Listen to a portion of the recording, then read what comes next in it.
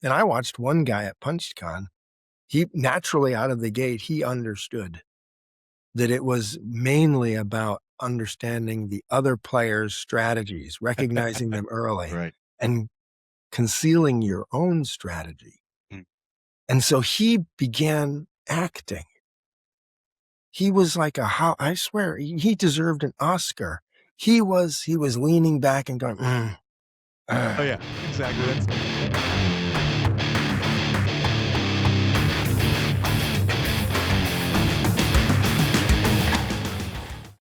Welcome back to the Lead Pursuit podcast. Today, I'm here with Thomas Van Hare, the creator of Historic Wings, an online magazine, a series of book games, and a YouTube channel. Let's not forget the modern media here. You probably know him from titles like Overflight, Mag 23, one of my favorites, or the newly released Speed Kings. How are you doing today, Thomas? I'm doing very well. Thank you for having me on. Greatly Oh, honored.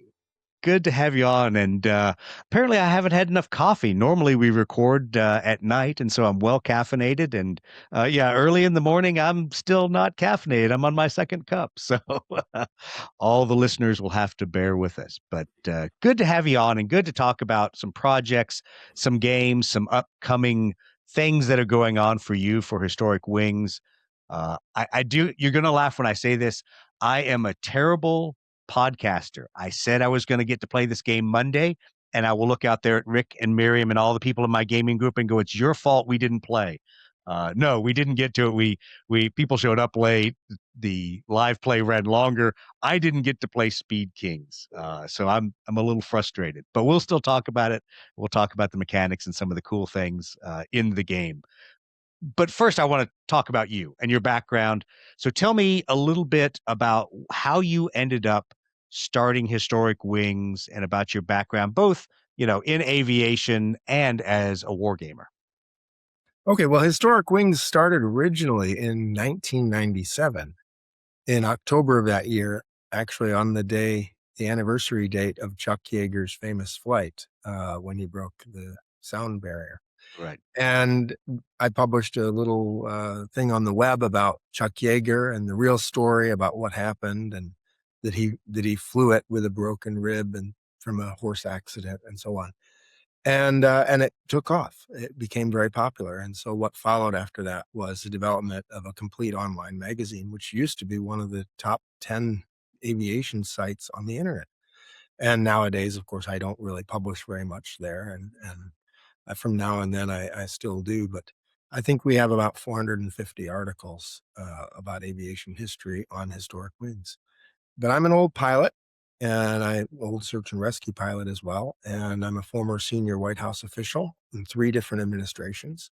And I have done aviation operations globally. I was even the president of an airline at one point. Although it might be an airline that you would have flown on, but most people would never have flown on it because we did military operations. We did all of the air flights inside Iraq, for instance, and going to and from Iraq for the U.S. military.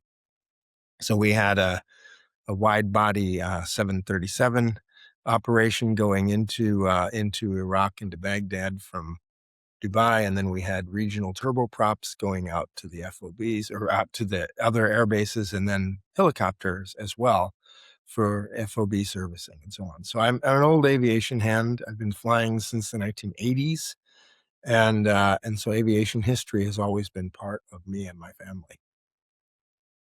So thinking about history and gaming and the nexus of all those things, I'm the first to say not everyone has a good wargaming experience. And so it in my brief design career, the few games that I've worked on as a developer and as a designer, there's always bad inspirations. So I'll pose the question to you of what games did you either play previously, or what games were an inspiration for good or for bad? Because I always point to a lot of the games behind me on the shelf, like Air War, games that I enjoyed playing all 2 times I think I played it, which was both a good inspiration and a lesson in what not to do in aerial wargaming. So what were some of those inspirations for you? Well, I think there's both positive and negative inspirations, exactly as you're saying. The most interesting aviation war game I think remains to this day the most well designed in a way, although a little bit cumbersome, is Air Force Dauntless. If you Right. remember the old Right. battle I line have scene. Air Force behind me here. Yeah. Yeah, and Don't have but Dauntless. the common thing, the common problem with all of the aviation war games, and this remains today, even with Birds of Prey, which is a brilliant Mhm. system for modern air combat, um, is that you fly for hours. You play for hours to recreate 2 minutes of air combat or Yes. 45 seconds of air combat. Plotting your moves laboriously and determining, angle of bank and, what is your wing loading and how much power, thrust to weight ratio. And it's crazy, but you play 3 hours and you finally get one shot in. Right. That's how most aviation war gaming has developed. And so I thought, no, we need to come up with a way to do aviation war gaming where you only have the good parts. Right. You only have when you shoot. You don't have all these maneuverings. We'll abstract that out because we assume that's going to happen. Right. And then, so we'll have squadrons on squadrons, not limited to 2 airplanes per player or 4 airplanes per player before it gets too cumbersome. But literally, you could have 30, 40 aircraft on a side and still play it. And that is what gave me the first game I released, which is called Tally Ho, which is about the Battle of Britain. And I still Right. sell a lot of those, by the way. It's a very popular selling game. Uh, and it recreated squadron level air combat. So Right. squadrons against squadrons over the English Channel and over Britain and northern France. Mag 23 was the second game that came out. Mhm. And it tried to, it actually tried and achieved the complete abstraction of air combat. You can actually play it without a map, Right. without maps, counters, just in a notebook. And so there's no, I'm behind him and, he's going to pull up and he's got a better climb rate than I do. It's all abstracted out. And you get an incredible experience that very closely mirrors history. And the second thing that was very interesting to me is all the war games that I had ever played only had like a few designer notes or a small paragraph about the history. And to me, Yes. being a historian, the most important thing was the history. We play the games in order to get a window into what it was like to have been there. What was it like to be on Guadalcanal, as part of the Cactus Air Force? And that experience is not actually just in the air. It's on the ground. It's fighting disease. The Japanese on the ground, getting shelled at night, having All the infiltrated, other dengue fever, stressors no one talked about. dysentery. Yeah, Yep. and maintenance problems and fuel shortages and all of that is not covered in any game. And then you start to think, oh, the game must be huge, in order to have all of these things in it. Well, it's not. And, when you look at it, the book is quite thin. This is the rules and the history of the Exactly. Guadalcanal campaign from MAG 23, Marine Air Group 23, which is the first unit that got in there. And there were two squadrons in Marine Air Group 23. They were the F4F Wildcat Squadron and the SBD Dauntless Squadron, Yep. both Marines, by the way. So hats off to all the Marines out there. It's amazing, amazing aviators. And these guys really suffered terribly. Oh yeah. In in the SBD squadron, one guy walked off the field at the end of the 10 and a half weeks of his deployment. Only one. Absolutely. The rest of them were casualties. They were down and out and gone. Many of them were dead. Yep. And they'd been airlifted out. The wounded ones were seriously wounded. They'd been airlifted out, and one guy was the last, in 10 and a half weeks. That's a pretty high attrition rate. Absolutely. And we saw that in this campaign is that everything about it was, a disaster. To manage it is not, you can play a single game of MAG 23 in about 15, 20 minutes. If you play it slow, it's your first time. Maybe it's going to be a 45-minute experience very fast. You're going to take off. Maybe you'll run into Japanese. Maybe you'll go after naval assets. Maybe you'll go after ground targets. But the game really comes alive when you play it as a campaign. And all your pilots are named. All of your, crews as they come in, the new squadrons are arriving and flight this comes in from the Hornet and, so Yep. on. They all arrive on and reinforce the island. And you're naming your pilots, and then you're watching them one by one, um, get serious wounds or even get Yeah. killed. And some of them get shot down and they're dead. And then a week later, they turn up alive. And so it has all kinds of things about it that are quite unexpected in an air war game. And, as I said before, the metaphor was air to air combat Right. and Right. all about the technical accuracy of, the Zero could pull a tighter turn than the Wildcat. Well, as an aviator, I know that a 6G turn, whether you're in a Wildcat or a Zero, has exactly the same radius. The question is, will you stay in that turn very long? Yes. How quickly will you bleed off your airspeed? How much Exactly. Yeah. power do you have to keep the airspeed up? It's induced drag is a killer, at high G's. And, so I recreated that in a different way. Instead of trying to recreate, now I have to go 2 hexes before I turn and 60-degree turns on hexes and how many feet of altitude can I climb and so on. Instead, all of that is gone. There isn't even altitude computations in the game. You don't know whether you're behind the guy, in front of him, alongside. You don't know your relative positions to all of the enemy aircraft. You're placing formations against formations and rolling dice to see who's shooting and what the outcomes are. And it's that fast, and you're done, and you're flying home. Well, I think there's an interesting evolution in aviation games, and I think the aviation game world split, and I don't know what year, but you look at Air Force and Dauntless, and even to a greater extent in Air War, games that tried to be simulations, Mhm. and walking that very fine line. Some, like Air War, really went heavy on the simulation. Birds of Prey. It is, in fact, more fun for me to fly DCS air combat than to play Birds of Prey because that takes too long to do the level of detail I'm doing in DCS and online simulator.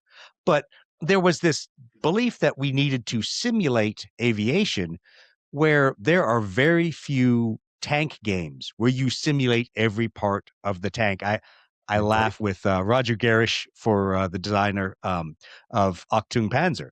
There's a little bit of that there because you have to determine what each crewman does. You have to determine which kind of round you load, but you don't have to seriously think about which tank track is going to be in which direction to get me to drive over next to the German house to take cover. But in aviation, for some reason, we have that need that we must simulate. But for the majority of people, I think, who enjoy the games, it's all the associated pieces of aviation. For Mag 23, understanding how fighter direction happens and understanding that it isn't always the the things that happen at the pointy end of the spear. It's everything that got you there that set up the initial conditions for you to be victorious. And I think there's a lot more games today that explore that and fewer games that explore the simulation. Let me perfectly model how the airplane flies. Right. And I think, Birds of Prey has done it really, really well. And I've Mhm. played that quite a bit. And it does it so well that as a pilot, I can tell you, I have an advantage over the war gamers Yeah, yeah. because I know where to position myself, on the shelf and drop down and so on. I know how to do that, and they really don't. Right. They put the nose on the target and hope they reach me. And I think that's one of the biggest reasons why I don't enjoy that game. And let me be perfectly clear. I've never played it. I've opened it up and I've looked at it and said, my God, man, that's what I do in a simulator. I don't really want to do that in the limited time I have to play a board game. So I always freely admit I go play things like Blood Red Skies, Beyond Megali, games that are very generalized, but still geometry means something, or understanding, maintaining advantage means something. I'm also one of those guys that hates pre-plotted movement because as we've all been out there and we were talking about it before we started recording, the ability for somebody to do instantaneously something you didn't expect, and you have to react to it, but you don't continue with 15 or 30 seconds of pre-plotted movement. You make a reaction, you roll the opposite direction, you reacquire sight, and you go on. So, uh, Yeah. but but yeah, I think when I look, at a lot of the war games that I have in my shelves, there are a ton of games that I enjoy playing as a former aviator, but it's generally because they they scratch the itch of all the other aviation piece around it. And there's a few that I play to feel like I'm doing the piloting the aviation piece again. Those are usually cumbersome. Yeah, no, it's really great. But again, I wanted to find the fun, but also the history. Right. And so all of my games are books. There's also boxed sets Yep. of them. And all of them focus on the history. So it's kind of, I created a new subgenre as an author because you're not ever going to make a living publishing history books these days. People just Right. don't buy a 300-page history book and read through it anymore. So I created this subgenre, which is half of a history book and half of a war game. And the more you read and understand, the more you can play better. And the more you play, the more you want to know more. So they're very popular in schools. They're very popular among people who like history, and it recreates the experience. In fact, there was a fellow named Scott Poulter. Poultergeist Mhm. is his channel online on YouTube. And he did an entire playthrough every day on the anniversary of the actual day that Mag Right. 23 was in combat. And the story is completely different than Mag 23, but also completely alike. Well, and that brings up this huge discussion we've been having for the last few weeks with us, with the Anything But a One Adventures in Historical Wargaming podcast, a bunch of other podcasters about what is it's all about semantics. What is a historical war game? And we've come to this point where we've started splitting out terms and realizing that some people play historical war games to do a reenactment. They want the results to be the same. They want things to all flow the same way. And and like when I go to Historicon or a big event, I kind of scratch my head and I go, are we just pushing our little toy soldiers around like a bunch of reenactors? And we are, and that's fine. But when you understand that, then it's kind of a little bit liberating to go, oh, the battle is just going to go as it should have. We're fine. But then you find people that want it to be historically founded, but you as the player have agency. You as the player can really make the decisions and be, as we would say in the Marine Corps, on the horns of a dilemma with whatever problem that those officers and enlisted had that day in the fight, and try to decide those things. Which, by the way, I find fascinating for Mag 23. I mean, historical segue here. So, kind of for people who don't understand the development of radar, and for people who don't understand the evolution of radar tactics, who all they've ever seen is Top Gun with a radar controller broadcasting on the radio, Maverick, your bandit is 150 for 20 miles at Mhm. 17,000. They don't understand how archaic it was here at Guadalcanal. And you do a really good job, I think, in the book bringing that out.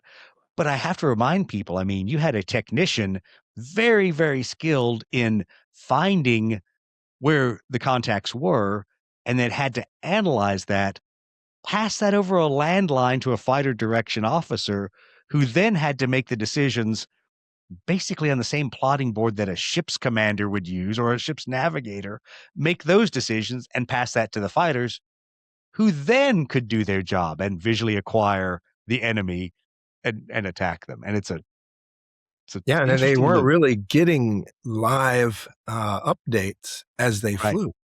Right. They were told before takeoff, expect X number of Betty bombers and 15 Japanese Zeros flying at 22,000 feet, coming into Guadalcanal from the northwest. They're currently 35 miles out. There's your generic sector, You know, somewhere in the Northwest. Yeah, and they would take off and fly up and climb up to 24,000 feet, Yep. knowing that they had to look down. And so, but finding that information was a masterpiece of, brain power by this fellow named Master Tech Sergeant Dermot McDonnell.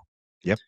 And he took a system that literally only gave a bearing and a distance, nothing more.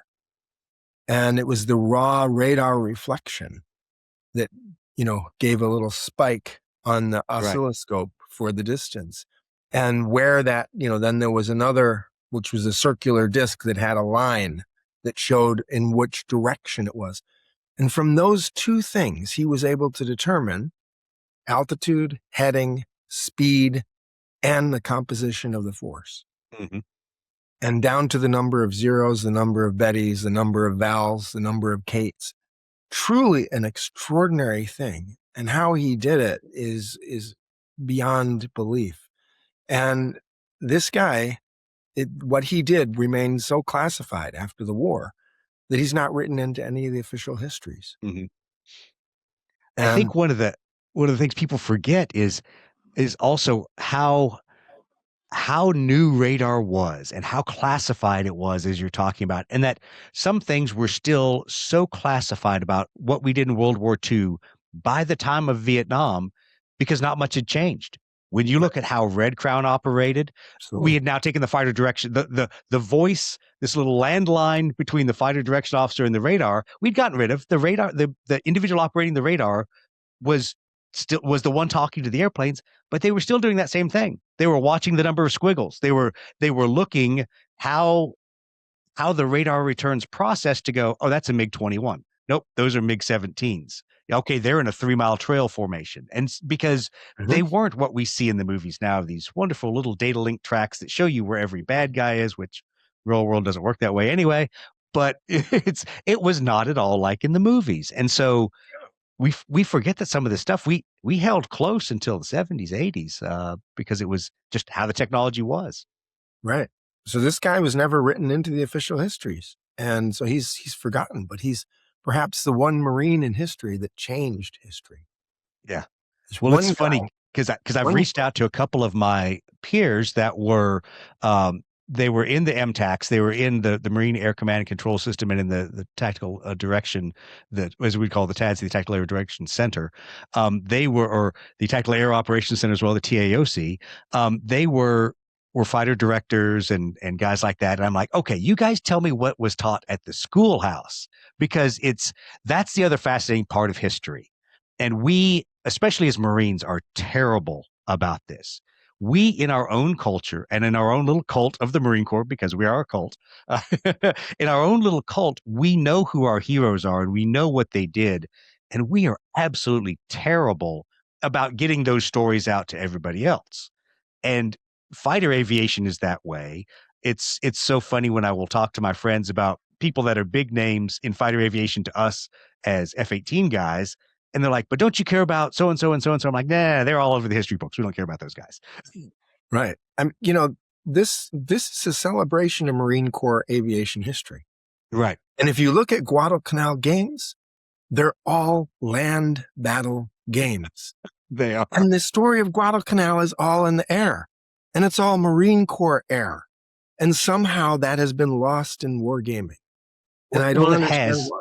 Well, and I'll tell you, this is an interesting segue into the cult of the Marine Corps and how marine aviation is today. Is Guadalcanal was such a tipper event for marine aviation that it has driven everything we've done up until today in acquiring the F-35B.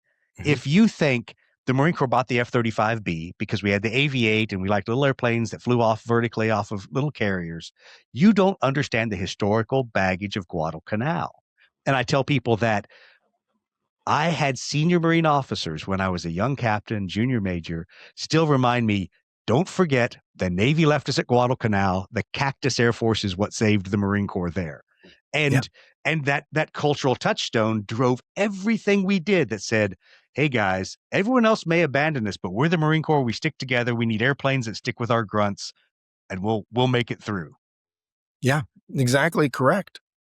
The thing is, this story of Guadalcanal, the game allows you to experience it firsthand as if you were in command. And all of those issues about fuel shortages and Japanese naval bombardment at night, and your pilots are coming down with dengue fever and dysentery and all that, you're managing that. You're Yes. managing the Yes. entire thing. And yet you've still got to deliver on the lethal requirement to defend the island against really incessant Japanese attacks from the air. Absolutely. And yeah, you will have aces. And yes, they will get shot down. And some of them, you may think they're dead and they'll walk back out of the jungle a week later perfectly alive. What a surprise. Others, Right. they are dead. Some of your best guys will get seriously wounded. in one of the games that I know, one of the top aces that the guy had developed and put all of his efforts into fostering him as the leading guy is killed by naval gunfire. Yeah. You Yeah. know, and these kinds of things actually happened, and it was a terrible place to fight. In Guadalcanal was a great equalizer. The environment, the temperatures, the rain, the conditions, the dust. It's the only place on the planet where you can have dust and rain at the same time. And I don't know. I always go back to the biblical thunderstorms in Iraq and Afghanistan where it could be blowing dust and it could rain mud sideways. I would come back to that one and I would be like, am I about to experience a plague of locusts because mud is now flying sideways? But yes, no, I know what you're saying about South Pacific Islands and you know South Pacific. Yeah, I spend time in Malaysia, Singapore, and other places for work. And people forget that in tropical climates, when it goes dry, it goes horribly dry, and it's just miserable because it's baked for however long that dry season is with no rain, and then finally it becomes rainy season again. yeah, but Mag 23 and Tally Ho are only two of the games that I've developed. There's many others, and they all sell very well. One of the most interesting games is a war game called Overflight. I have that one hiding behind back there. Yes. This is a U2 game where you are the CIA director Yep. of the U2 program. And your mission is to overfly the Soviet Union, which we did from 1956 to 1960. And Yep. then the program ended when Francis Gary Powers was shot down. And and And we flew out of a lot of surprising places people didn't know we flew out of. yeah, exactly. And all of that is in this game. And you have all of the aspects. Francis Gary Powers Jr. submitted materials for this book as Oh, well. nice. The entire book is deeply researched. Had I published this 10 or 12 years ago, I would go to jail. I put a TS See, I cover. hadn't even opened that in there. Now I'm going to have to rip that page out and shred it. Yeah.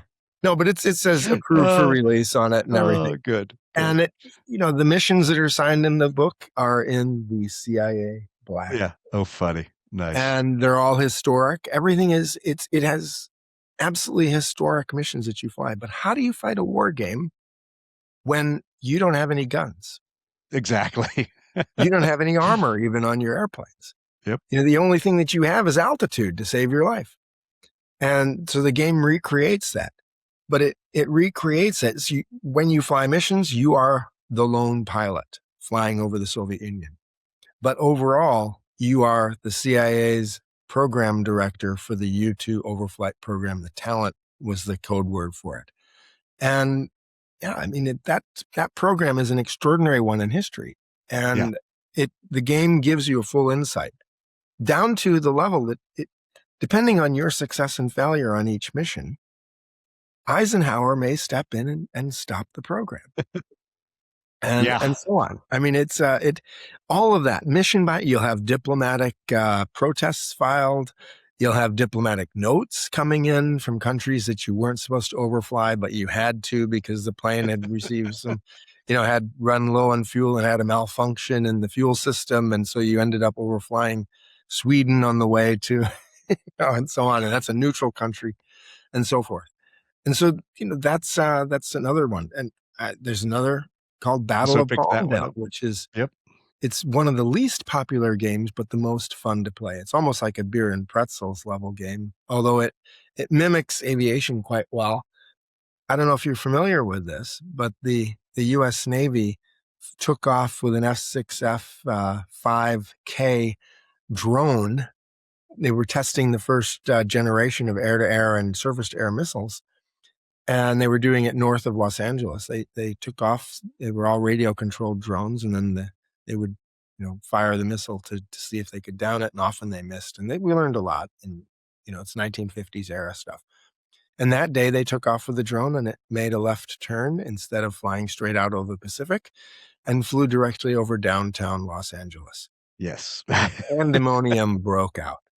Absolute pandemonium. People running around. I mean, it's like a bad Hollywood movie, And the Navy didn't have any assets ready to take off to try to shoot it down. So they called on the Air Force, and the Air Force had its bomber interceptors, F-94, interceptors, which had the Mighty Mouse air-to-air rocket, which was designed to shoot down Soviet bombers, big, lumbering bombers, not a small fighter plane, right? And each of those aircraft carried 104 rockets. And they were impact fused, not proximity fused.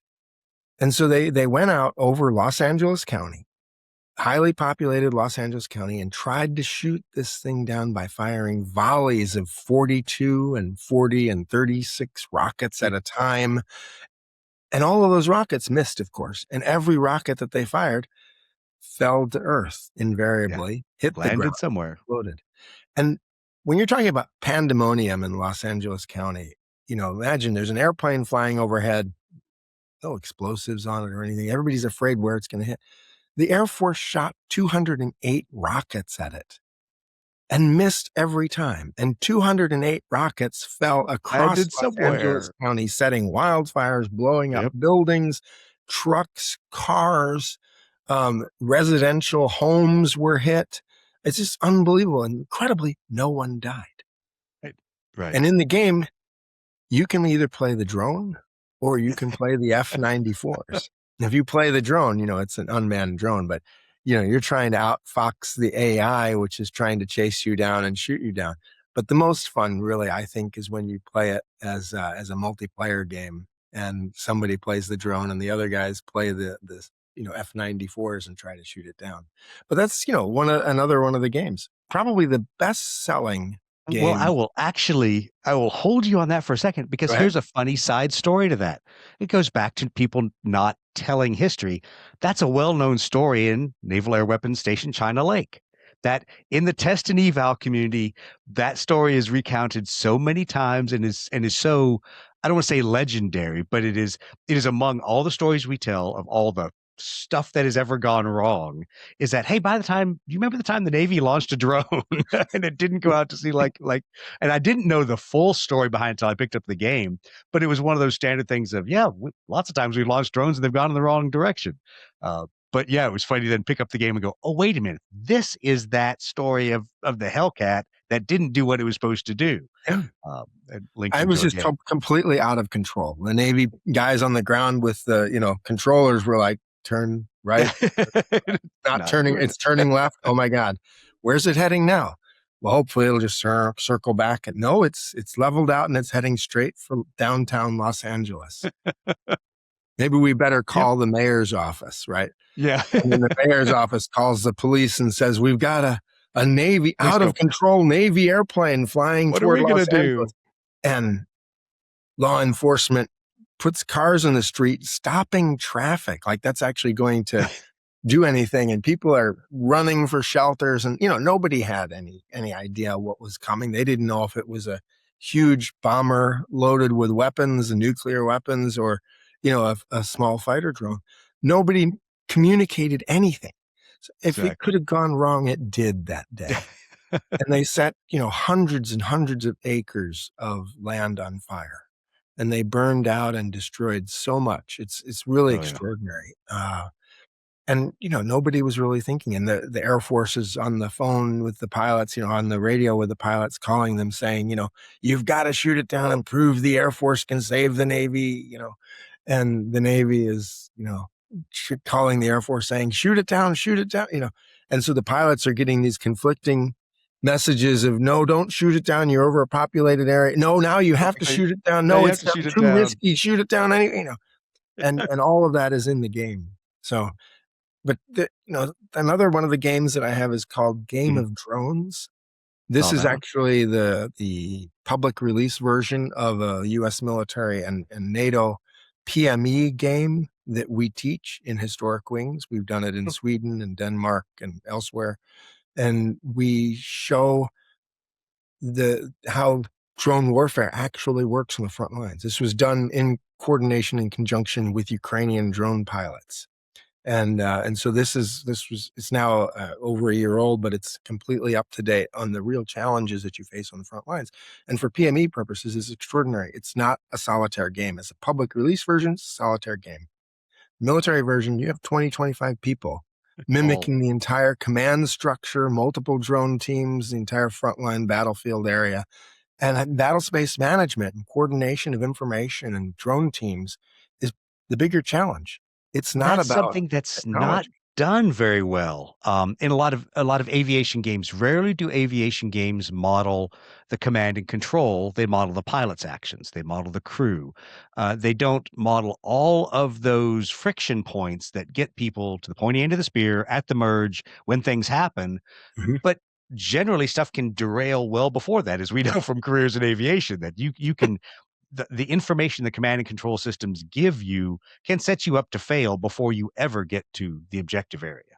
Yeah, absolutely. And one of the things that my games do is they try to merge all three of those levels of strategic, operational, and the tactical into a compelling, realistic, accurate game Right. that represents history. They're also deep in narrative. And often with narrative wargaming, you have this lack of player agency, is what it's Mhm. called. There's no real meaningful decisions. You fly from point A to point B, roll dice to see if something happens. You then fly from point B to point C, roll dice to see if something happens. And you're recording like an unfolding story that is based on the dice rolls, not on your decisions. Right. That's a problem with many narrative games today, and it's something that I've focused on fixing, and in all of my games, probably the most narrative-focused game with the most decisions is SOE Lysander. Yeah. I saw And that if one. you've never played Nope. this game is so accurate to the flight experience of covertly inserting special forces operators into occupied France during World War II that we play tested it among pilots and they did fine.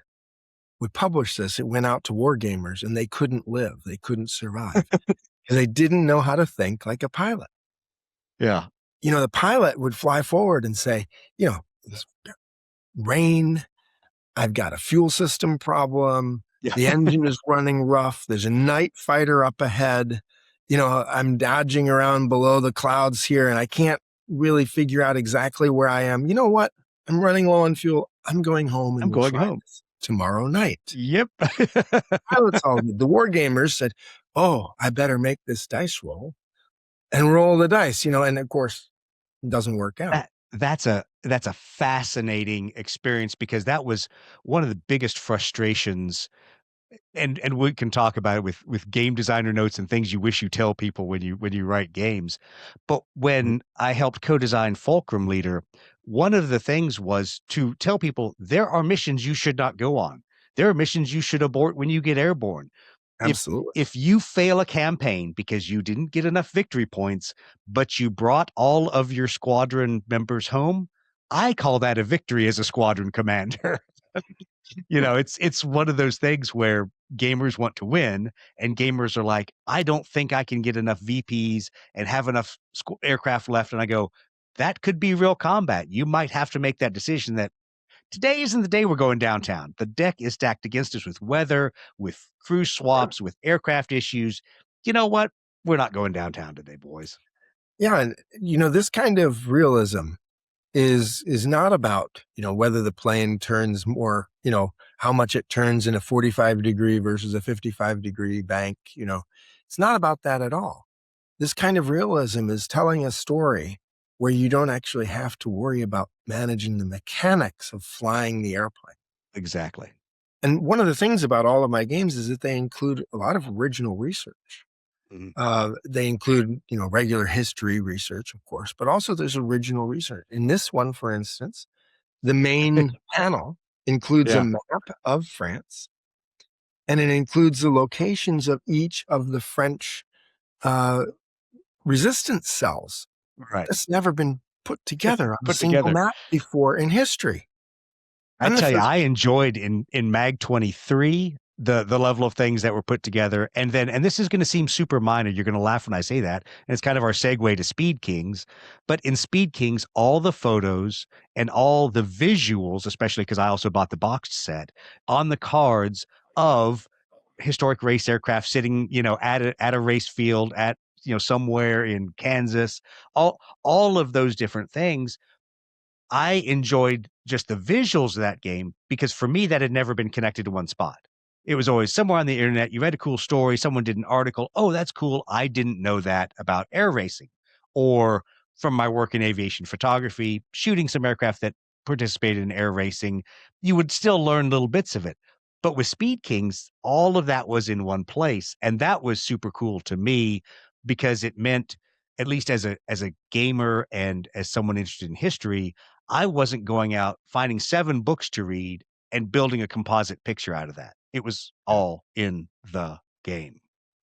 Yeah, So well, thank you for mentioning that. Yeah, there's about 20 books here that I bought. Take Speed Kings. It's the level of research that goes into these is pretty extraordinary. Oh, And, yeah. probably the most deeply researched one Yeah. and the most interesting in terms of its depth of gameplay, and actually the easiest to play, but people are a little bit afraid of it because it's quite a thick book, is Black Flight, which is World Right. War I air combat. And again, it abstracts out all of this air combat stuff except altitude. Right. Um, and you manage a squadron, Royal Naval Air Service number 10 squadron. And number 10 Naval comes into play 1 month, less than 1 month after Bloody April. Mm. The RFC is decimated. The Germans, all these great German aces, this is when they rolled up their first great kills. They just cleared the skies of Allied aircraft. The RFC lost something like 250 pilots and Right. aircraft in that time, plus all the other air crew members and so forth. They were so defeated that they withdrew from the battlefield. And the Royal Naval Air Service was sent in to fill the gap while they rebuilt, trained new pilots, built new airplanes, and so forth. And this one squadron shows up. And one flight of one squadron called Black Flight, just B flight of the 3 flights in the squadron. This one flight, basically 6 pilots, 5 pilots actually. The normal flight was 6, but they were under strength, so they only had 5 pilots. Turned the tide. Between them, they shot down most of the German aircraft. This is less than a month after Bloody April. And they single-handedly did it. 5 guys basically did this. And 2 of them didn't make it through. So at the end, there's 3 guys left. And they're in the fight for about 11 weeks. And they changed the course of the war. So they were expected to be sacrificed. That the RFC thought, well, that's it. We're going to see the RNAS now get completely annihilated. And worse than that, they fly the Sopwith triplane, which the RFC has rejected because it's, it looks like a flying staircase, and we really don't want a triplane. Turns out the triplane design was absolutely brilliant. It was the best triplane of the war until the DR-1. The Germans were so impressed by it that they launched a triplane craze in German aviation. And they designed dozens of triplanes, all of which failed terribly until Yeah. Fokker Yeah. did the Till the DR. Fokker one. And Steve, one of the other guys on the podcast, teases me about hating World War One aviation games, but so many of them are so much of the pilot centric piece of it. And when you get between all the varying types of aircraft as you go from biplanes, triplanes, monoplanes, and you're trying to simulate the differences in all of that, there's a point where I go, I'm not enjoying this anymore. Because it is such a rapid evolution of aviation, um, technology. For me, the interest is the narrative piece of the game. What did it mean to be a stopgap squadron? What did it mean to be an army cooperation squadron? All those different kind of things that you find in World War One aviation that a lot of times just aren't covered. And it's everyone thinking about the Knights of the Sky, everybody up there dogfighting, and how cool their airplane was versus all the others. And that's why I have Richtoven's Wars hiding somewhere over there. I Yeah, want to do great that. I'll play early that game. game again. Yeah. But it's funny because I have to look behind me and realize some of my games I think are still over there. So I've got to migrate some of my aerial war games over. Yeah, So what I find most interesting about World War One air combat, the Great War, because of course it's only after World War II that we begin calling it World War One, because we didn't yeah, think there was going to be another Great War Aviation. war. It was the war to Yeah. end all wars, right? But what happened was, nowadays, if you said the pilot was drunk, he'd be tossed out of the squadron. But in World War One, that wasn't the case at all. Yeah. Pilots were, the average life expectancy in April 1917 was weeks. Some people said Yes. down to 11 days in some sectors of the front was the life expectancy. And so these guys had, they were alcoholics, womanizers, they, cowardly, refused to take off. Sometimes they turned Yep. around, left their squadron leader, to die. All kinds of unbelievable things that we wouldn't see in a modern disciplined Air Force. But in those days, it was the norm for people Mhm. to be really rather interesting characters. And the game actually recreates that. The pilots you have are not just named and now Right. they fly the same airplane and you fly them and so forth. They all have individual traits and vices. And the more bad things they see, the more times they see their buddies shot down. Even seeing German airplanes get Mhm. flamed and the guy falling out of the airplane on fire, it causes PTS, Right. combat stress. And so the Yep. game recreates combat stress. As you see more of these things, you get more vice cards. So Mhm. your leading ace might end up an alcoholic. Right. He might end up not just an alcoholic, but somebody who refuses to take off from morning patrols because he's, He knows sleeps. how those odds are. Yeah. Yeah. And the game recreates the squadron commander's experience. And you have a stable of pilots to manage that are very, very unique in their characteristics. And those characteristics evolve as you play.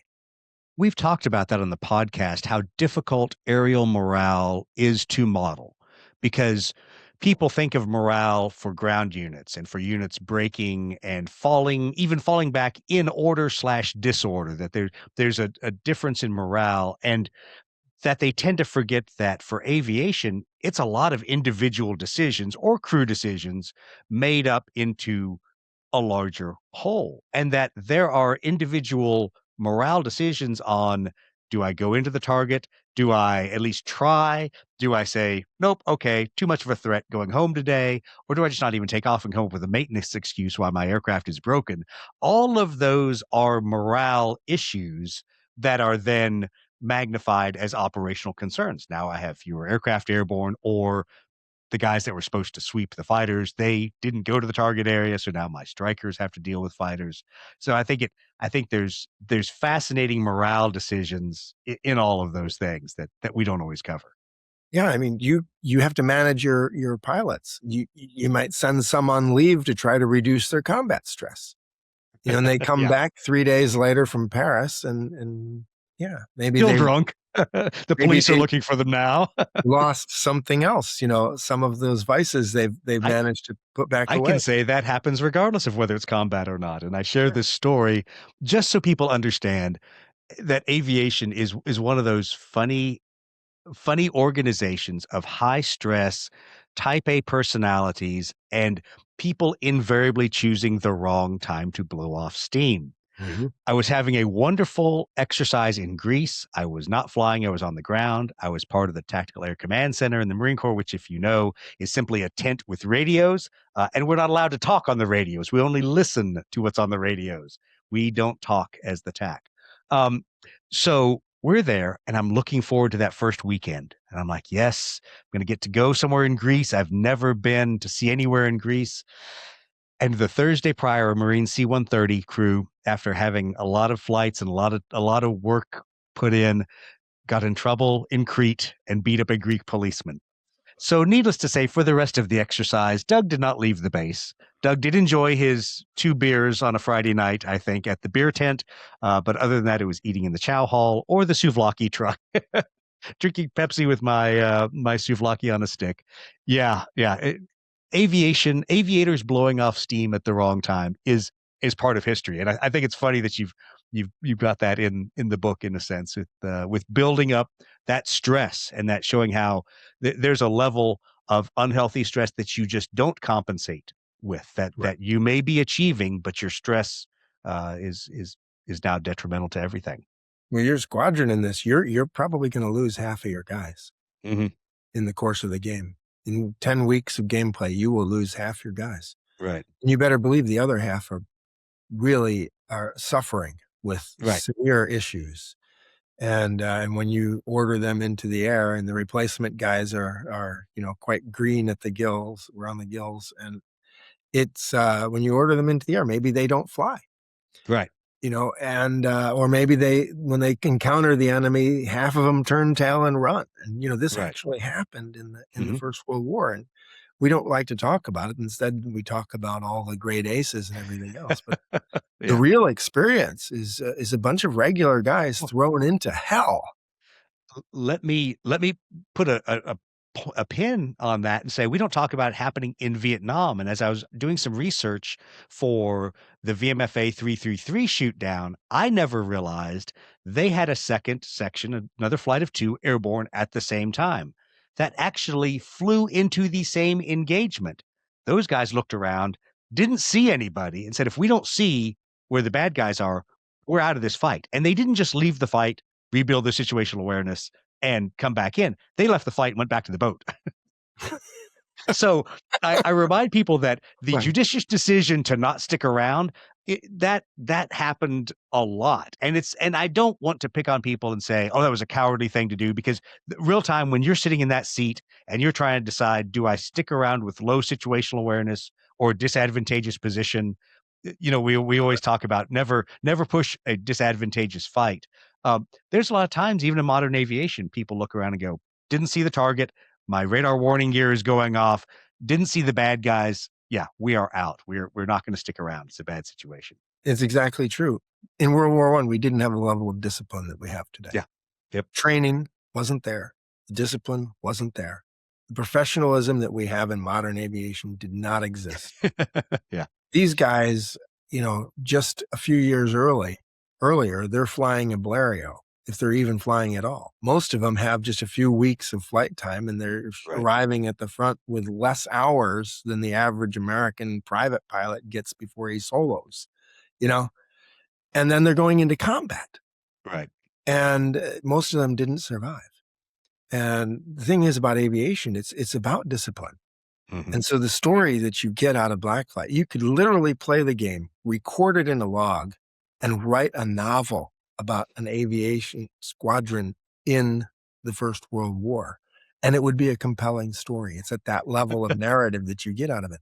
And the number of decisions you have to make is extraordinary. None of these games are roll your way through tables to the completion. Every one of them have decisions, not just a Right. few, hundreds of decisions. And your decisions are very consequential. So it matters a lot.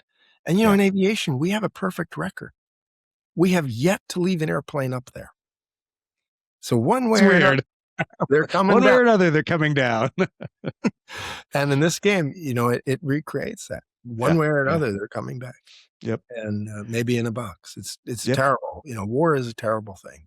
And it would be just so wonderful if we could just fly without any risk or threat in the world, and fly and see all the sights and everything. But it isn't that way.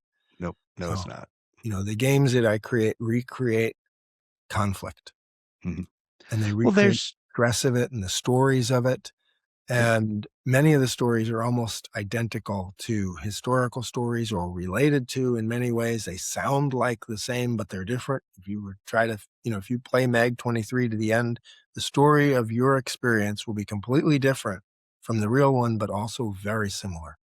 Right. And you will learn what was actually faced. The decisions you make early on, how many planes you put up to fight the Japanese, will affect your later ability to fly. because you may not have the fuel.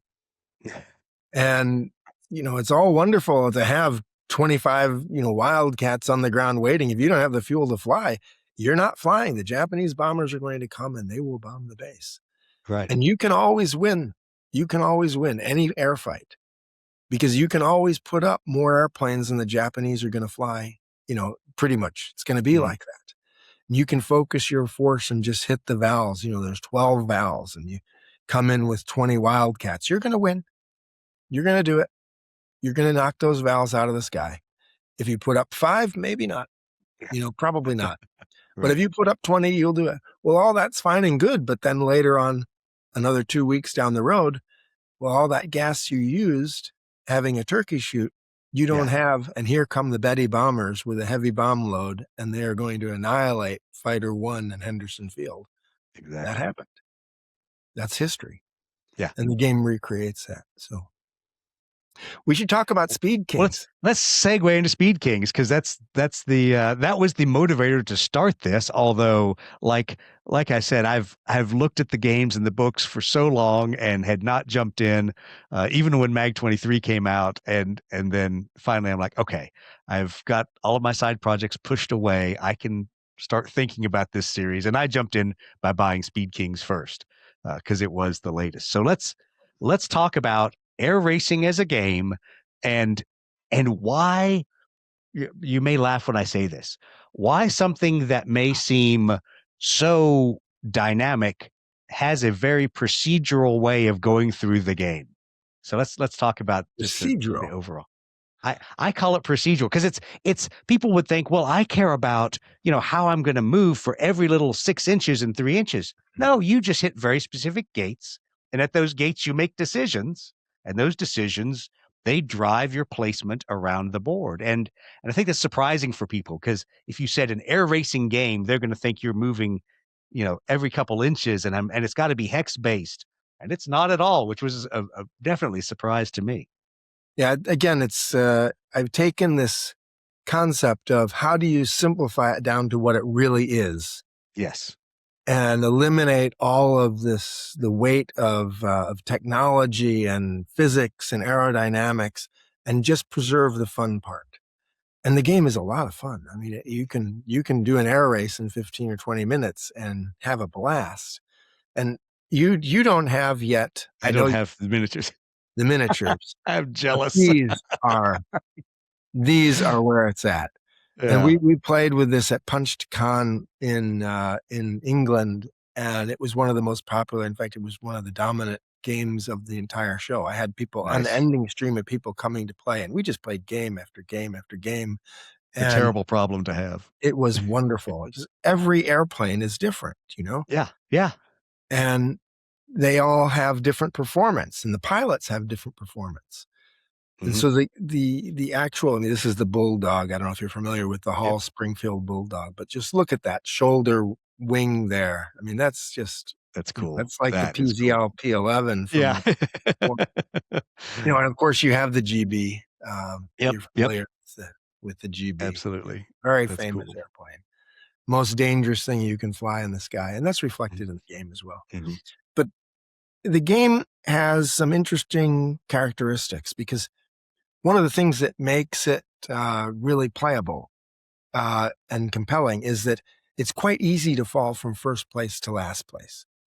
If you make a mistake going around the pylon, it takes you a while to get back up to speed to recover from that mistake. And the entire field will pass you.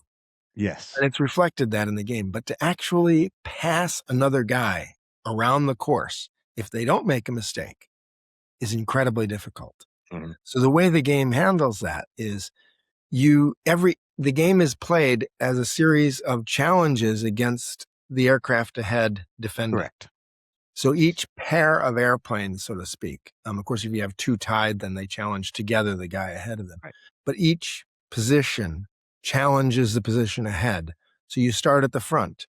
The front guy is defending P1, position 1, and he's defending it against the guy at P2. And if there's 3 guys tied at P2, he's defending against all 3. And depending on, what he chooses to play, when he chooses to play it, he's going to succeed, and he moves forward to the next pylon or straight on the course. The guys following then have to defend using what they played. They now have to defend their position against the guys behind. So Correct. you can pass sort of one position ahead, but you can lose all the way to the back. So the farther you get to the front, the more precarious it becomes to stay there. Right. And you can lead through the whole race and then, yeah, lose it at the last pylon crossing the finish line. I mean, it's Well, and great. to talk about the mechanics a little, let me grab the beautiful boxed set. Thank you. I don't do unboxings because everybody else does unboxings. But I got to say that opening this up and digging through the components was fun because with a lot of games that you buy that are book games that you can either cut out and sleeve the cards or you can print them off of the stuff on Board Game Geek. It was nice to finally open up a game and once again get, cards that are all already printed off. But but that's one of the key components is that you've got a a hand that you've got to get through that lap, and you've got to figure out how to balance what's gonna happen where, and kind of and I shouldn't say guess because, it is not a guess, it is a tactical estimation of when you're going to be challenged, and if you burn yourself early to hold your position, you may find fewer options on the backside, as you get around to the Yeah. backside of the route. And there's something else which is kind of an interesting mechanic in the game is if you push, you're allowed to push your speed and push, the tightness of the corner and so forth. But you're creating wear on the engine and wear on the aircraft. And so by the end of the race, you're flying this worn out bird that, and hopefully everybody else has done the same. And then everybody's flying worn out birds against other worn out birds and it's going to come out okay. But if somebody is able to carefully manage and husband their resources, then at the end they can start pulling right through the field and win the race. And so it's you're dealt cards which are speed cards, and people say, well, if I get a good hand, then I'm going to win, right? Well, it's not that at all. It's absolutely not that. In fact, because there's so many cards in the game, if you play 3 laps and you've got 5 or 6 pylons here, you're going to be playing with maybe a set of hands in the 3 laps that you might add up to having 70 cards, Mm. out of the 90 that are in the deck at various times. Really, what the cards are doing is providing strategic variance. And that strategic variance creates the different experiences within each lap. And so the way players, it's all about when do you dump the low cards you have? When do you think the other guy is going to dump the low cards that he has? And so it's guessing, getting into their head and watching for patterns. Yes. And initially at Well, PunchCon, I we was saw this happen, that people would play the first time and they would, it's probably just, whatever chance. And then they'd come back and they'd play a second time. And then they'd come back and play a third time and they'd have some new people. And in the third race, they've now got a lot of experience on how to do this. And suddenly they're winning every race because they're flying against new guys that are thinking, it's just about cards. They're getting into their heads saying, wow, now he's going to dump his low card here. I can see that based on his patterns. And so they become quite expert at it. And so Well, it's, that's why I want to play this with a large enough group because when we go to conventions, we generally participate in Aerodrome in those games. And I like an Aerodrome to a parlor game. Yes, it has airplanes on stands. Altitude means something. You have performance characteristics, and there are certain maneuvers you can and can't do. But the fun of playing this game is playing against the other side of the table and watching their reactions as everybody's pre-plotting their moves and then executing them. Because it's, to me, the fun of it is seeing, or I should say, is driving the other people to do things or to react when you literally didn't do anything. And you're flying straight ahead, but they're like, oh, what did he plot? Oh, I think he plotted to shoot. I don't, and so it's it's just a parlor game in that sense. And so I almost want to have a large enough group when we do Speed Kings, when we do play it in our group, that it's not just me playing against one or two other people, that there's enough of us in the pack that there is an element of, I don't know what Miriam did with her cards last turn. I wasn't paying attention, which did she get rid of a low card or a high card? And you find yourself, trying to think ahead in that way.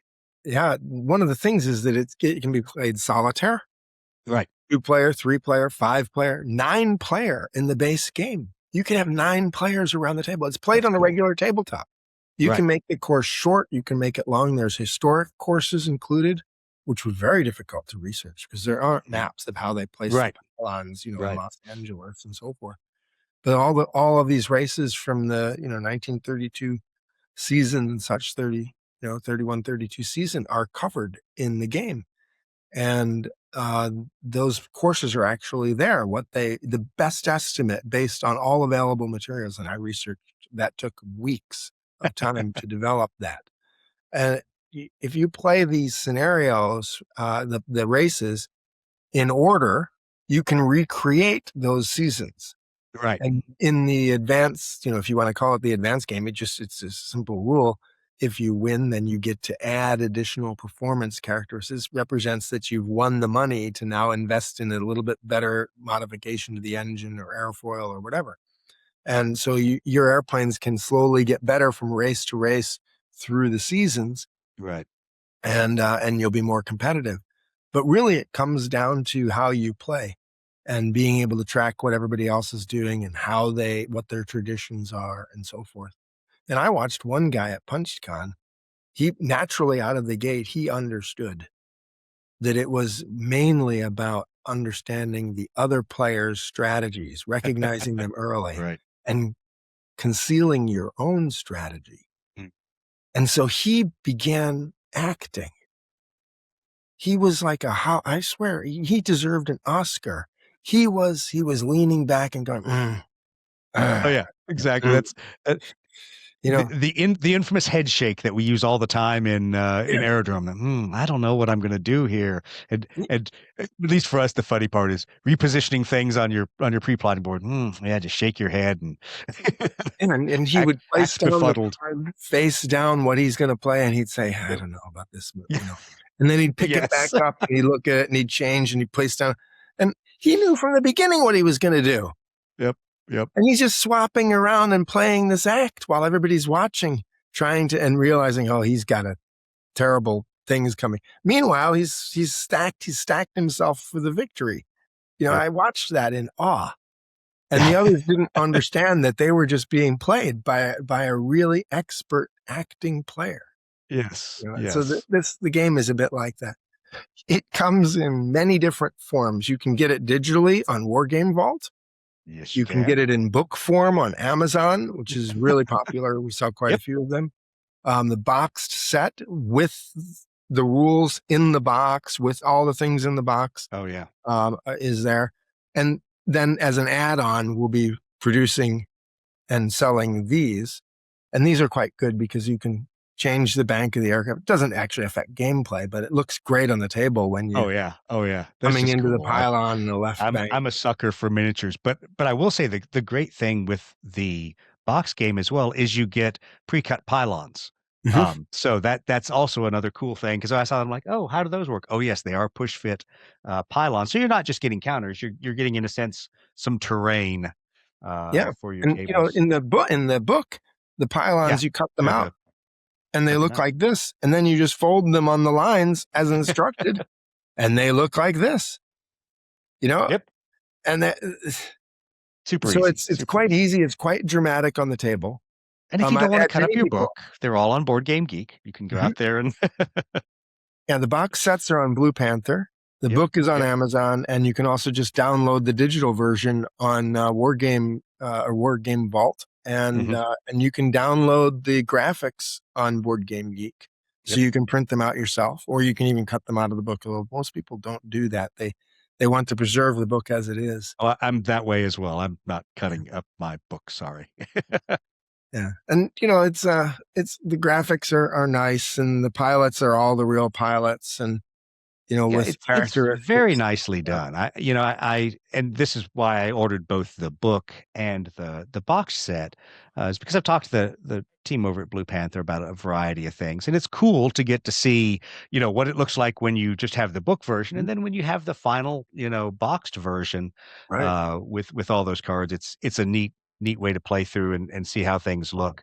You've I seen the think race plane cards, of course. yes, yes, So this is the main thing, and you're choosing a pilot, to fly in this race plane, and the pilot and the race plane have different characteristics. I've yep, sleeved my cards, yeah, uh, and so on. And there's some of the most famous race planes in that era. And so I'll just show a couple more here, yep. but. They're pretty cool. If you get the miniatures, then you can paint them in your own colors if you wish. So you Absolutely. can use the historic colors, or you can paint them in your own colors. For instance, I took a Weddell Williams uh, Model 44 and gave Yeah. him Oh, gold that's wings cool. and a black fuselage just for That fun. is awesome. Yeah. It's a really fun looking airplane. I'm not the best with paints. I mean, guys who are plastic modelers. Many of these aircraft have never been offered as modeling kits, and these are Right. 1/100th true to Right. scale, models. So I'm getting actually plastic modelers buying these just because they've never been able to model a Weddell Will or a Hall Springfield Mhm. Bulldog. It's just not available. The layered solution is not something that you can find produced by, Airfix or That's whatever. that's always a funny place to be because we're there with some of the 1/200 scale airplanes we do because now you've taken what people normally war game with jets of a much smaller scale, but now that your F4 Phantom is 1/200 scale, you can paint some nice detail on there. The decals really bring out some of the markings. So it's always funny as people argue about scales and we argue with the Iron Dice Gaming guys all the time, but with air racers that are actually really small, tiny airplanes, you've got to have a big scale model to make it, visually striking on the table. Otherwise, you have this tiny little 1/300th Yeah. dot. And I will say that the air racers, these are accurate to scale against each Mhm, other. mhm. The prop just fell out of that, but Yeah, you it's know, all right. the GB is tiny, Yeah, it is, it is. and It's an and itty-bitty little so airplane. it's an engine with a little tiny teardrop fuselage behind it. It's an Yes. unbelievably unstable, difficult plane to fly, and actually most of them crashed and Mhm. killed the pilots.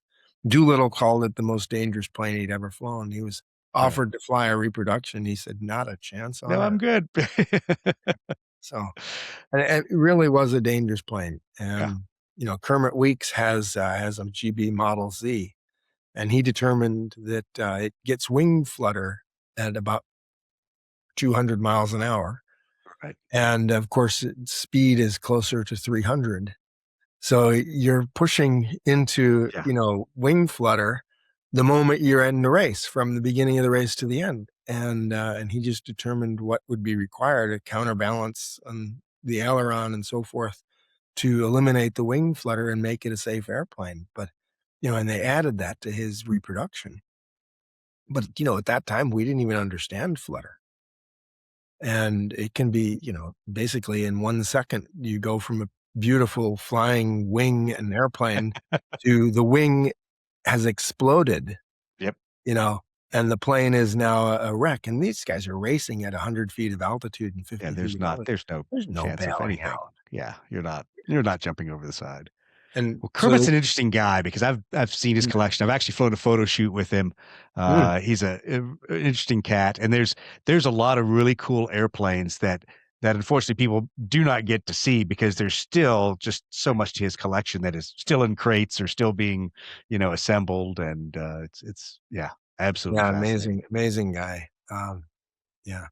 So anyway, yeah. So these are the kinds of things I'm getting ready to launch a printed version of Historic Wings magazine later this Oh, year, nice. and so we'll have many of the old stories and some new stories and photos and everything in a magazine form that I'll be doing, not as a subscription. You can just buy it as you wish, and I'm expecting to have that later on this year. This year, I've got another 5 games that are very close to finish that one after another I'm going to push through. Some of them have been Excellent. in development for 3 years. So the next one that comes out is called Lafayette. It's airborne, the 82nd Airborne at D-Day. Mhm. And that's being done in conjunction with Helen Patton of the Patton Foundation. Helen Patton is the granddaughter of General Patton, Right. and she owns the Lafayette Guest House. No better place to stay in Normandy when you visit, by the way. It's right at Lafayette Bridge.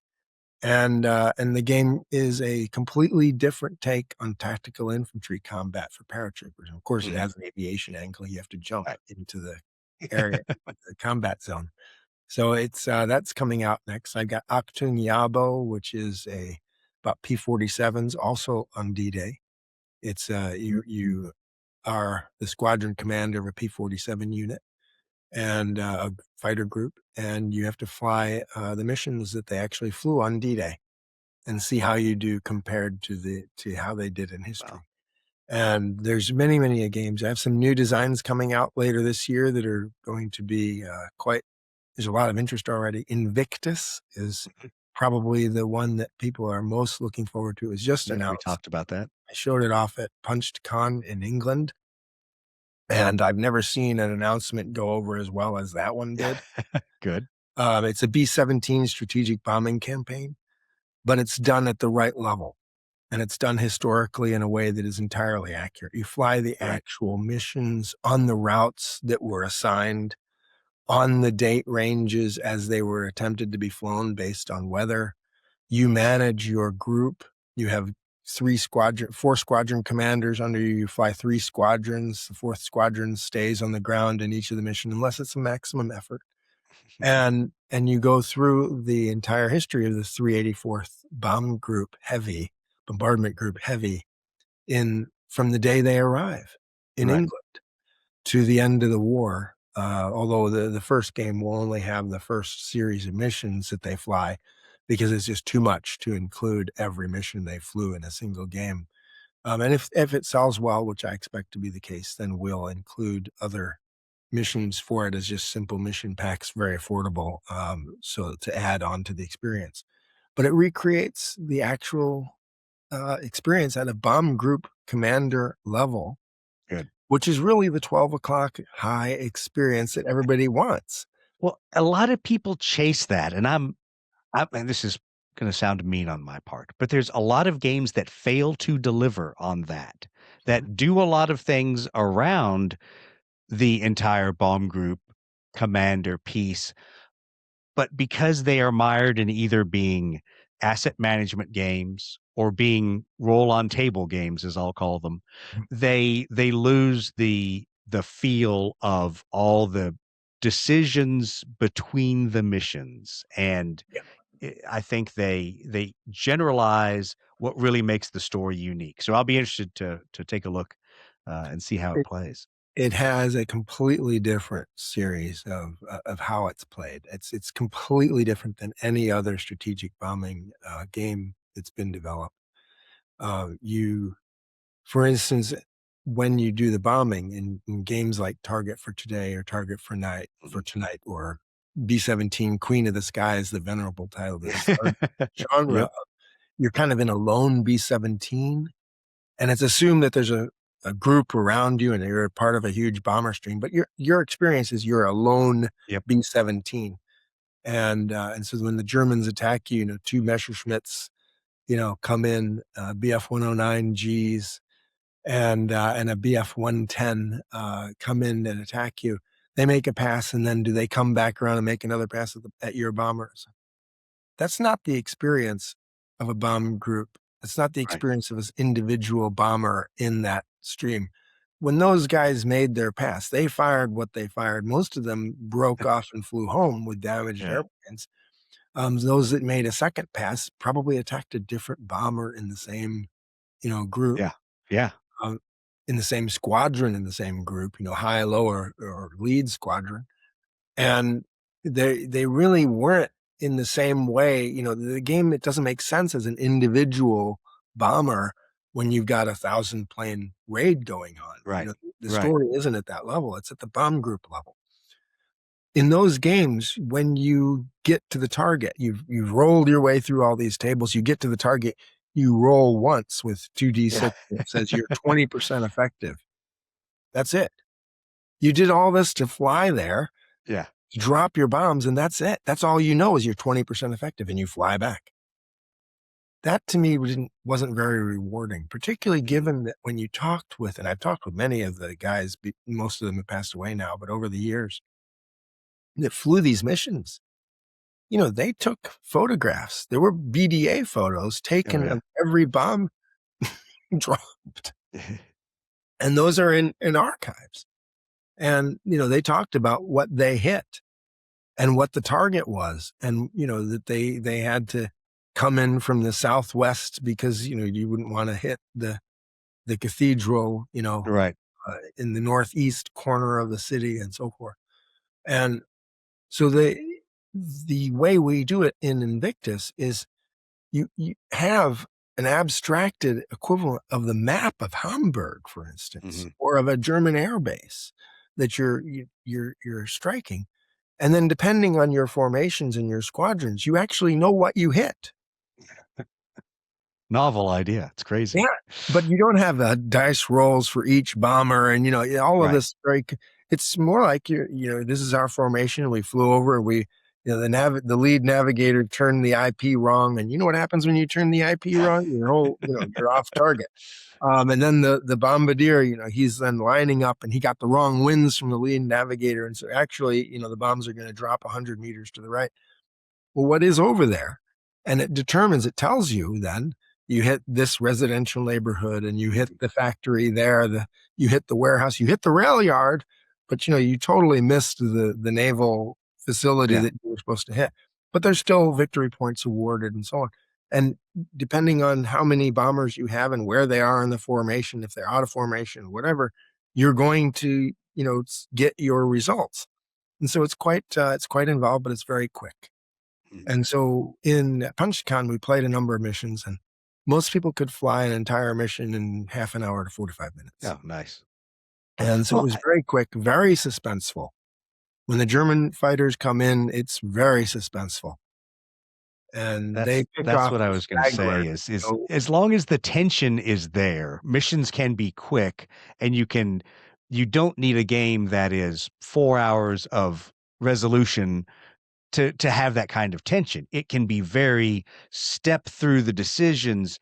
Oh crap, this is now a serious, very serious moment to the game. Okay, I've resolved that. I'll go on. And there may or may not be another tension moment. And I think, and this is also going to sound like me throwing spears at people I shouldn't be throwing spears at, but there are a lot of games that the only tension is over the target, yeah. that everything else is just a decision. And I'm not going to pick on certain people who made games about certain people who are also retired Marines that made games about some of my favorite airplanes.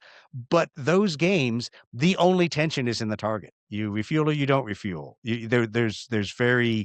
procedural kind of things where you just roll the dice and you're like, oh well, that got screwed up, but there was no tension there because it wasn't a series of decisions that made my outcome. It was the dice that made my outcome. That there's just not tension there. In real aviation, real military aviation, as you well know, you win or lose the fight probably before you take off. Your plan, Many times. who you Eh, assign, how you structure, that matters Well, often more than some individual heroic act yes. over the target. And And I somehow will tell it's people it's gaming. And I recreate all of yeah. that. That's a uh, key part of the games that I do is that those decisions matter. a lot of times it's external agencies. And I tell people the story of flying over Kosovo, and the mission was going to be a failure. It was going to affect further follow on missions because our aircraft were going to be in Italy because the tanker we were assigned did not have a drogue for naval and Marine Corps aircraft to refuel from. So we show up behind a KC 135, they drop the boom, and we look at them and go, yeah, that's not helping us. And I'm running out of gas, and I'm not going to make my next time on station to actually do my mission. And I'm looking at Italy, that's where the jet is now going to spend a couple hours getting turned around, refueled, and sent back home. And so, through no action of our own, were we going to fail to accomplish the mission. Mhm. Somebody somewhere had put the wrong tanker on the wrong track and assigned us to that track. And thankfully for us, the tanker crew was awesome. They found their buddies in another 135 with a drogue stuck on the end of their boom and sent them our way very rapidly. So we got gas and went back in and did our mission. But people don't think about that with aviation. They think about how did I lose the mission? How did I fail to get the mission accomplishment? And that's, I think, where I take so much exception, even with the construct that Ben Chi and I had in Fulcrum Leader, that I enjoyed designing the game, but I always hate it when people fly the missions and still fail to achieve the victory points because of just the deck being stacked against them. There's a certain level of victory points you get just for showing up and just for completing the mission in life. It's Yeah. not necessarily whether you flattened the target or not with your weapons. Yeah. Fulcrum Leader was a great game, by the way. So my hat is off to Oh, you. It thank you. was quite a That good. was building on someone else's system. That was playing in someone else's sandbox. I learned a lot because Mhm. all of my other game design projects had been starting from scratch, where I controlled everything. That was having to play in somebody's sandbox with their rules and their vision of what a game should be. And I say this all the time, talking about the tension between Ben and Dan Verson and I, was that Ben had a vision, I had a vision, Dan Verson owns the actual game and the lines. So Mhm. there's gonna be a little bit of, as we say, rubbings racing, where we're all arguing over how do we model something and still make it a fun game. So it was a great learning experience for me. Would I do things differently? Sure. Every game designer says that when they get to their final project, but thanks for not hating the game. Yeah. No, I mean, the Leader series is a very interesting series. There's some hacks that are player designed hacks that make it Oh yeah. actually manageable. Yep. One of the things that Yes. bothers a lot of people is that each of the pilots by name has multiple cards. Oh yeah. And so, now I've gone from green to average and I have to find another card and all that. And you can't find it in the box and you've got all of this I've stuff. I've been that- that player. yeah. And one of the hacks, Rough Swordsman Wargamer, which is one of the Mhm, best YouTube channels you'll mhm. find out there on wargaming, taught me a hack where he just takes a card sleeve and he puts all four cards for that pilot in the card sleeve. So don't laugh. How many years have I been playing and designing a Leader Series game? And I just did that after Fulcrum Leader published, Yeah. because I ran across the same thing. I don't know if he was the one that commented in the chat, but somebody brought that up on Board Game Geek, and I'm like, how did I not think of doing that? Why did I just stack them in card holders? But that is absolutely the way mine are now. They're in photo archival binders in sleeves, with the sleeve having all of the pilot's cards in them, and I just flip to whichever level they are actually at. You go So from yeah, green to average, you pull the green out and put it behind. And now it's, little hacks that make the game manageable, because it is. And I say it, full disclosure, contributing to the problem, putting a bazillion airplane cards, a bazillion munitions and weapons in there. You If you are a person that thinks you have to have the right airplanes with the right munition to go against the right target, you will never have fun with that game. Mhm. See, you will be in analysis paralysis for hours, Well, instead you'll of be just playing it. pleased to know that I have a modern air combat game that is under development. It's not announced, but Yes. it abstracts out all of those complexities in a Good, completely new and different way. good, And I good. think you'll find it very compelling. And it will be set in the Taiwan arena, Oh, yeah. and you will be a squadron commander managing your squadron. And you can lose very badly in this Yeah. game. That will be interesting Taiwan to is see. not an easy uh, Yeah. place to defend, as you know. Yep, yep. Uh, I so look it's forward to taking a look at very that one. far, very long way away with a Yes, very long logistics train behind it. And yes. like it or not, our truth to tail ratio is still not where it needs to be. We have the US military doesn't look like an alligator. It looks like Godzilla with this Yeah. massive body and massive tail behind a little tiny mouth and a little Little hand, small head. you know. Yeah. And now we're going to project that power on the other side of the world, Mhm. thousands of miles away, with this tail that is so heavy. Right. And that's the real challenge of Taiwan, is not That was whether some our guy can failure. outmaneuver a Chinese Yeah. plane. It's all about the overall challenge. How do you Mhm. feel the squadron achieve the missions that are assigned? get it done without losing too many of the guys, and seeing your base being annihilated by Mhm. ballistic missiles and drones and other things. Yep. So it's Well, I tell people that was one of the failures of Operation Allied Force that is never talked about, was that the the shooter to logistics ratio is what failed all of the aviation operations at the beginning of Allied Force, because there weren't enough shooters and there weren't enough bases to bring the logistics in, and there weren't enough bases to base the tankers out of. And then when NATO and the US Air Force realized they didn't have enough airplanes and there were no more carriers to ask to join the fight, Mhm. and they came to the Marine Corps, they had to rapidly figure out, where do we put the Marines? Where do we put these two squadrons that they're F-18s, so we think they're like F-16s?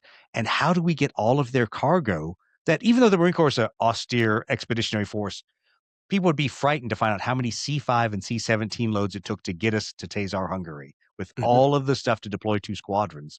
And that in and of itself is one of the reasons why targets were not struck, why the Serbian MUP, the military uniformed police, were able to commit some of the atrocities they could, because there just were not enough aviation assets to take them off the battlefield, even when you could locate them. Yeah.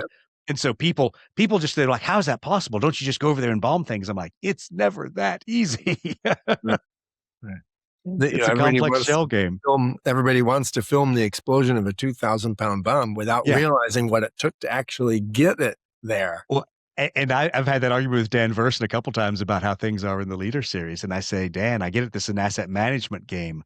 I'm like, but holy cow, just to get the assets in theater for you to be able to manage in the game is a game of its own, Mhm. and figuring that out. So Yeah. But the question always comes down to, and this is the key part of all of my games, how do you abstract that out so it's not some absolutely. laborious process that is going to take hours to do? Instead, you just get to the fun. You make the decisions you got to make. You get to the fun. The game is short. Now, if you play the full campaign, it really Yep. unfolds and it can be quite Yep. long. But you can play Mag 23 in half an hour and have an amazing story. Absolutely. If you play all the weeks of the campaign, it might take you a few months to get through it, you Right. know? But yeah, it's That's it's a neat. short and fun game, and each game is exciting as it is, but no one mission is ever going to win the war. That's the Right. first tier lesson of aviation history. No one mission ever won the war. Exactly.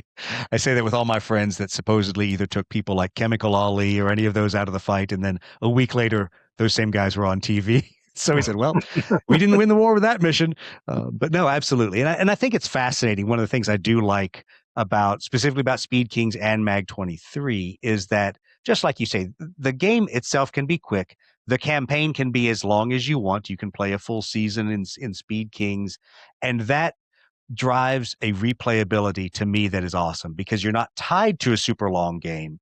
But if you want to meet with your gaming group every Monday, or if you take a couple hours to play a couple games through, you can play a campaign over whatever time you want it to be. Because it doesn't have to remain set up. You've recorded the data. You know where your pilots are. You know where your airplanes are, and it's a fascinating way to step through a campaign without us old grognards like you and I remember having our map boards laid out and putting plexiglass over it or something to make sure that the cat didn't destroy your Battle of Stalingrad. Right. Yeah. I've actually had a few requests for game maps for Speed Kings. This just played on Mhm. the top. Yeah, Any yeah. I, lay it down I if you. like that there's no map to it. I Yeah, think but that's I've had a cool. few people say, "No, I really want a map. Can you do, at Miami airfield, that we're flying over and so on?" It's like, yeah, I could do a map board like thing, but there's no hexes on it. There's no Yes. markers on Yeah. it. It's just sort of a vertical picture of the ground. Oh yeah, do that, please, please. Okay, I might have to do that now.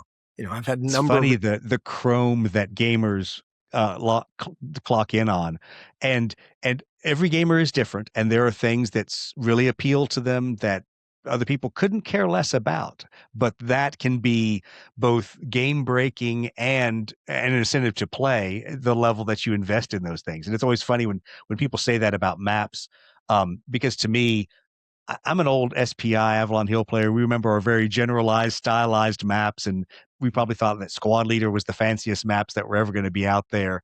And now you get into game boards with such beautiful maps that I sit there and I go, "Oh my gosh, this is level light years ahead of where we grew up playing these games." Yeah, Black Flight, the map is actually behind me on the wall. It's area movement for the strategic level. Uh, that or that map is assembled from 9 historic maps from the spring and summer of 1917. It's exactly the time period. So you can actually, with a magnifying glass, go into the map and see the individual trenches and the names of the trenches, Oh, that's cool. you know, That's cool. and so it's all on there. And I don't know very many other games that have that level of detail available in the components, but I try to do that. That's I'm obviously a glad you large did. blow up size of the Oh map. yeah, But that's I've cool. had people, you can download the map on Board Game Geek and take a look at it. I've had people, they print it out on fabric through some of the, production houses, and it Right. costs them $25 to get this beautiful, tablecloth size map that they play on, and they love that. That's And cool. it is quite, interesting. And so I've had one guy sent me a picture of his setup where he had the map on the wall. He mounted it on the wall of his game room, Yep. and he Yep. has on like cork board, and he has the squadron, the counters to move on the map on pins, and he just Oh, moves that's them. nice. Yep. And since it's fabric, it doesn't create a hole that, it goes in the fabric. When you pull it out, the fabric Yep. smooths out and there's no hole there anymore. So really That's cool. brilliant thinking. I never would have thought of doing that. But so we have a lot of people that bling out their games. There's Oh yeah. guys playing SOE Lysander have Lysander models on the table, and everything laid out, and so on. And it really adds to the experience of playing the game. It really does. So I don't That's awesome. I'm always amazed what people come up with, and I think it's really an extraordinary honor to be able to give them games that they like to play and that they learn from. So the games are Absolutely. about learning. Games are about history, and it puts you in the seat of the decision maker. Well, And that's what we really enjoy at Lead Pursuit. We've talked about it so many times that we enjoy games where you have that agency and it doesn't require a historical lecture to grasp the concepts that are in the game. That there are a number of war games that you will just not get if you have not done your history research beforehand. And it's refreshing to get games that give you that dose of history with the replayability and an ability to go through and say, "Oh, wait, I need to go read more about this," and then come back and replay the game and say, "Yeah, I'll make some different decisions." That's super cool to yeah, me. So that means I got to spend more time playing Mag 23 and doing all these things. But where can people find you around the interwebs? What are the easiest places to find you? historicwings.com. My email address is even there. Good. All of my games are on Amazon worldwide in boxed form. They're from Blue Panther. Earlier, I would do the book-based games, and then just the assets were available in boxed form. So you would buy the book, and then you'd buy the assets, or you could make your own if you want to go cheap, because they're very affordable as books, as you know. You can also just get them on War Game Vault. Some of them, I'm going to be adding all of the older ones on there into War Game Vault, so you can get them digitally as PDFs, watermarked PDFs. So you have many places, many ways that you can acquire and play the game, depending on whether you're crafty and can make your own counters and maps, or if you just want to buy the maps as box sets. All of them have box sets of components. So, but be careful that you don't buy the box set of components and then say, "Where are the rules?" Because yeah, you bought the box set of components, not the rules. So be careful which one you buy. Some of them we will be adding all the rules into the box sets as well over the next year. But of course, we're backing in. There's 8 or 9 games already that are available, and I'll have another 5 out before the end of this year. So it's a lot of ways to play. So Excellent. Well, we look forward to seeing the new titles, and as things reach that point where you want to talk about them, please reach out to us. We're always happy to have you on the podcast and talk through all of the different titles that are out there and what the projects are. So, thanks for joining us tonight. I really thank you. appreciate it. It's been a great honor, sir. And Oh, thank you for your glad. service in the Marine Corps. I'm deeply impressed by everything that you guys Well, do thank you. in I Marine just Corps. laugh. I tell people who say that, I'm like, it's kind of like thanking a gambler for playing the craps table. I enjoyed every minute of it. It may have been rolling the dice multiple times per day, but I did enjoy my 20 years in the Marine Corps. But Man, you know, I will also throw out to the rest of the podcast team who couldn't join me tonight. Sorry to Brett and Steve and those guys who didn't want to make I shouldn't say tonight, this morning, to the early morning get up. But we will be back with the rest of the team with our regular features, hopefully complaining as we usually do, and complaining about grognards and complaining about game rules and getting ready for Historicon here in July. So thanks, Thomas. Appreciate your time. yep. Thanks for Thank sharing. you. See you.